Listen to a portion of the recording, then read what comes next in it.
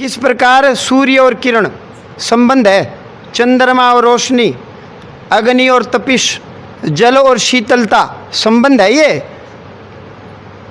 जल होगा तो उसका काम क्या है, शीतलता प्रदान करना।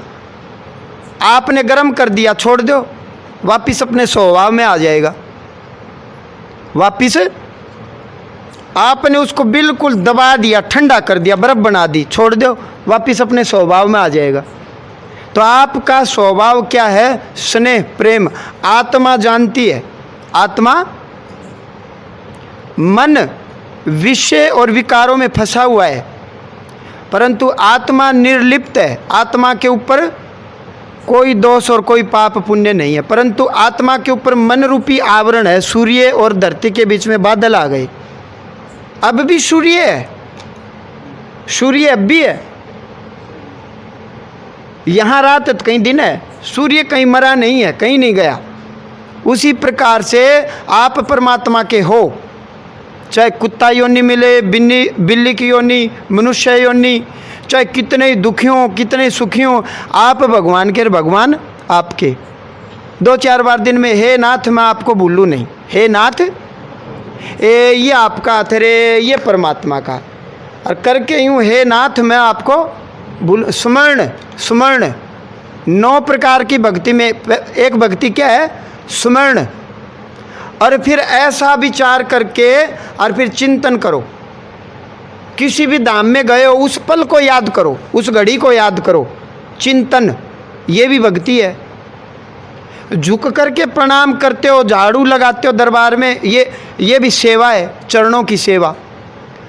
और दीनहीन है प्रभु, मैं आपका राप मेरे, परंतु आप तो अमीर हैं, आप पूर्ण हैं, मैं गरीब हूँ, मैं फंस गया या फंस गई, मर गया या मर गई, मैं आपका दास हूँ, सेवक हूँ, ये जान करके मुझ पर कृपा करो, ये जान करके मुझ पर कृपा करो। ऐसा दास्य भाव, दास के भाव से ऐसा सोचना, ये भी भक्ति है।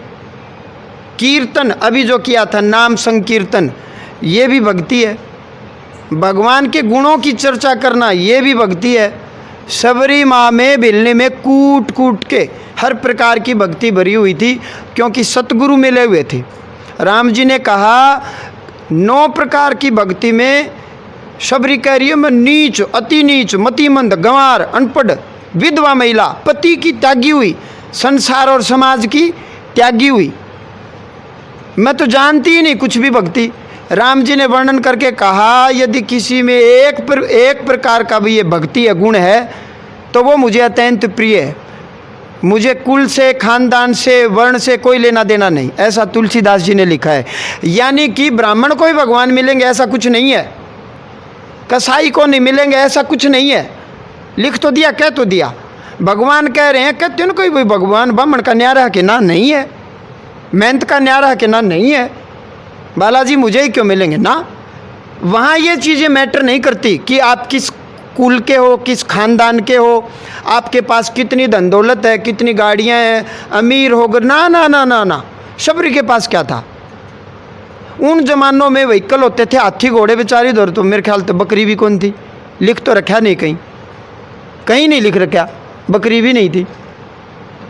तो खुद कह रही है मैं नीच जातिहीन, नीच जाति की, और मेरे पास कुछ भी नहीं है। तो भगवान कह रहे हैं सुन कान खोल के, हे महाभागिनी, हे गजगामिनी, मैं राम दशरथ पुत्र परम ब्रह्म परमात्मा, मेरे सन्मुख न तो कुल की कोई महत्वता है, खानदान की कोई महत्वता है, मेरे सामने न कोई धन का कोई महत्व है, मेरे सामने गुण भी नहीं है। देखो क्या बात कह दी। आप सोचो ना, मैंने वेद शास्त्र पढ़ लिए, मैं ज्ञानी हो गया। भगवान करे मेरे सन्मुख ज्ञान भी जीरो है, मेरे सन्मुख चतुराई भी खत्म है, कितने ही आप में गुण हो, मेरे सामने कुछ नहीं है। भगवान जी ने कहा जो शुद्ध भाव से, सरल हृदय से, केवल जो मेरा ही चिंतन करता है, यदि ये गुण है तो मेरे लिए सबसे प्रिय वही है। और शबरी को वो परम गति दी जो बड़े बड़े योगियों को भी दुर्लभ है, बड़े बड़े योगियों के लिए भी जो दुर्लभ है। तो आज से ये शिक्षा लेकर के जाएं, यदि कोई धर्म का विरोध करे, सनातन संस्कृति का विरोध करे, तो आप उसको जवाब दे देना कि चुप करके श्री रामचरितमानस पढ़ ले, और अरण्य कांड, जंगल कांड, अरण्य कांड, जंगल कांड। जब राम जी वनवास में थे तब माता सबरी के घर खुद चल करके गए थे। उदारवादी, उदारवादी का मतलब यदि मैं आपके घर में आ गया बेवजह खाम खाम आपके भले के लिए तो मैं उदारवादी हूँ। आप मेरे घर में आगे मेरा भला चाहते हो और बदले में मेरे से कुछ नहीं चाहिए तो आप उदारवादी हो। श्री राम के पास सारी दुनिया जाती है, मंदिर में सारी दुनिया जाती है। आज जगत के भगवान स्वयं चल करके सबरी के आश्रम में गए उनके ऊपर कृपा करने के लिए, दया करने के लिए, और उनको ऐसी गति प्रदान की इंद्र आदि देवता भी खड़े खड़े ये देख रहे काश हम भी सबरी के चेले चपाटे होते, स्वर्ग से हमारा पीछा छूट जाता। सब झगड़ा की जड़ियों स्वर्ग है। किस प्रकार? नौकरी करी 60 साल तक और फिर सरकार कह दे चुप कर, कल मत आइए, तेरी ज़रूरत नहीं। बोला क्यों जी, क्या मेरा ज्ञान चला गया, बुद्धि विवेक? ना भाई तू रिटायर हो लिया कानून के अनुसार। अरे मैं भला चंगा हूँ भाई, मेरी तनख्वाह बंद मत करो, मर जाएगा। ना ना ना ना ना ना, वो नया नियम तो नई पेंशन स्कीम है, कल मत आइए। मेरा टाइम पास कैसे होगा? जवानी तो मैंने डिपार्टमेंट को दे दी, मेरे मित्र तो हैं ही नहीं, वो हमें नहीं पता जी ना, बस आप यहीं तक थे। उसी प्रकार से स्वर्ग से आपको धक्का दे दिया जाएगा। कब? जब आपके पुण्य क्षीण हो जाएंगे, कम हो जाएंगे, तो दोबारा आवागमन से आपकी मुक्ति हो जाए, दोबारा आपको नीच योनि में, कुत्ता बिल्ली गधे की योनि में न जाना पड़े, तो शरीर रखते रखते ये लोक भी सुधर जाए और परलोक में परम गति की प्राप्ति हो जाए, भगवान के श्री चरण प्राप्त हो जाएं, ताकि पुनरावृत्ति न हो, दोबारा भव कूप में न गिरना पड़े। तो उस परम गति की प्राप्ति के लिए ये नाम संकीर्तन भी जरूरी है। धाम में जब भी आते हो मेरा इंतज़ार मत किया करो, मैंने तो आना ही है, आप इंतज़ार करो या न करो, मैंने तो आना ही, आप इंतज़ार करो या न करो, आप आओ या ना आओ। कल कोई और थे, 2 साल पहले कोई और थे यहाँ, 4 साल पहले कोई और थे, 10 साल बाद यहाँ कोई और होगा और यहाँ भी कोई और होगा मेरी जगह। तो कहने का भाव है आप धाम में आकर के जो आपको करना है, क्या करना है वो मैंने बताया। भक्ति करनी है, नाम संकीर्तन करो, नाम जप करो।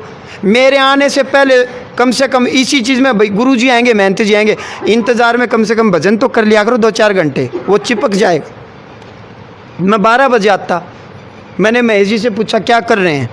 बोले अभी तो व्यास जी संकीर्तन भी कुछ बातें बता रहे। मैंने कहा फिर देर से जाऊँगा मैं। अच्छी बात है, मैंने कहा फिर मैं देर से जाऊंगा, इसी बहाने ही सही। मैं तो आते मैं दंगल पाट दूंगा, सपना चौधरी की तरह ठुमका ठुमका लगा लूँगी कि मैं दंगल पाट जाएगा, फिर हाँ दंगल पाट जाएगा, आप अपने घर चले जाओगे। मेरे आने के चक्कर में कम से कम तुम भजन तो कर रहे हो, वो चिपक गया। कर्ता को कर्म का फल चिपक जाता है। आज यदि मैं सुखी हूँ भौतिक जगत की दृष्टि से तो मैंने कोई कर्म किया है, आप भी करोगे, आपको भी सुख संसाधन मिलेंगे, संसाधन प्राप्त हो जाएंगे, परंतु उनमें भी नहीं फंसना, उनमें भी नहीं फंसना। मेरे पास आए थे दिल्ली SHO था मेदांता में, बोला जी वो डॉक्टर मर गया, वो मतलब वो SHO मर गया, खूब संपत्ति थी, सब छोड़ गया, सब छोड़ गया, सारे संसाधन ही छोड़ गए। तो कुल मिलाकर के यम गहरी गाले, यम के पास से आप कैसे बचो? सतगुरु की शरणागति होने से।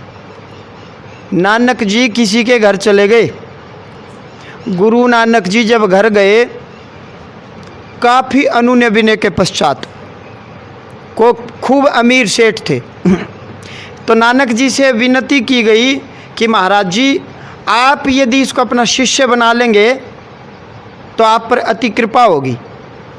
नानक जी गए नहीं वहाँ। फिर बाद में उसने कहा कि जी यदि ये बड़ा आदमी है, इसके नीचे बहुत से आदमी काम करते हैं, यदि आपका शिष्य बन गया, आपकी शरण में आ गया तो इसमें सद्गुण आ जाएंगे, सत्विचार आ जाएंगे, आपकी इतनी कृपा मात्र से 1000-2000 लोगों का जीवन सुधर जाएगा, परिवार चल पड़ेंगे।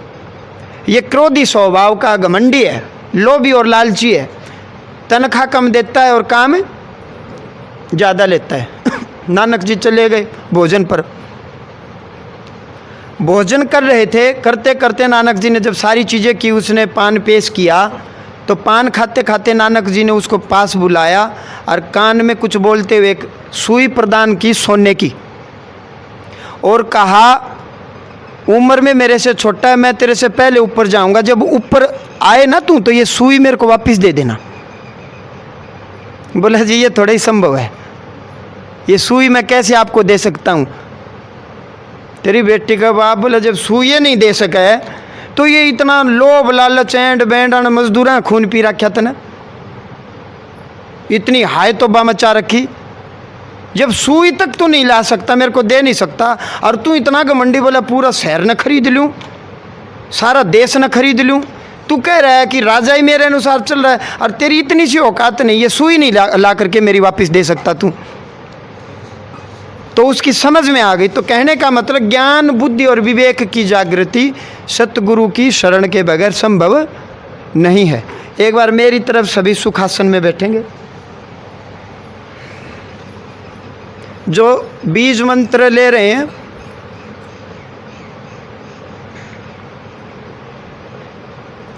ये बीज मंत्र मैं शुद्ध भाव से आपको प्रदान कर रहा हूँ। इनका जप आप ही करेंगे। इन मंत्रों में जो शक्ति छिपी हुई है वो तभी कार्य करेगी जब इन मंत्रों का पाठ करोगे नियम से। 24 घंटे में जो भी कार्य के अनुसार, जैसा आप नौकरी धंधा पेशा करते हो, कहीं भी बैठ जाओ, नहीं भी नहाए धोए हो तो भी बैठ जाओ। नहाने का मतलब बाहरी शुद्धि तो इसलिए ज़रूरी है ताकि निद्रा न आए, ताकि निद्रा न आए। निद्रा तामसिक है। आप सो ही जाओगे तो भजन क्या करोगे, जप क्या करोगे। मंत्री आपके गुरु हैं, मैं तो केवल साक्षी हूँ। मेरा इंतज़ार करने की ज़रूरत नहीं। जब तक मैं भगवान ने मेहनत बना रखा, मैं आऊँगा, यहाँ ज़रूर आऊँगा। कोई विषय है तो अब कह सकते हो आप, मेरी बाट देखने की ज़रूरत है नहीं। अब आ गया, अब बोल देना क्या बोलना है। ओम श्री गुरुवे नमः। ओम श्री गुरुवे नमः। ओम श्री गुरुवे नमः।